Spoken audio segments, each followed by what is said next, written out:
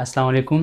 امید لرم تاسو ټول بخیر. زما له طرف نه تاسو ټولو ته وړوکی اختر ډېر ډېر مبارک شه او الله دې کړي چې د اختر چې دی دا وړوکی اختر زموږ د ټولو لپاره خاص کر د پښتنو لپاره او د پوره انسانیت لپاره د خیر خوشحالۍ او د امن ذریعه جوړه شي.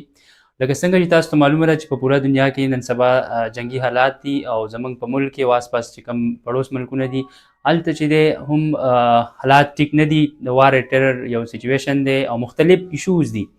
نو زما ستاسو ټول نه دا درخواست دی چې دا وړوکی اختر چې دی دا د خپلو خپلوانو سره په خیر خیریت سره تیر کوئ او بینګ سایکولوژیست زه به تاسو ته دا یو میسج درکړم چې په دې اختر کې خاص کر چې دی کله د چا خواله ځئ خپلو خپلوانو خواله ځئ نو هلته چې دی د دې خبرې خیال وساتئ چې ځینې خلک ډېر زیات شو اف کوي، مختلف پلانینګز د خپلو خپلوانو سره ډسکس کوي.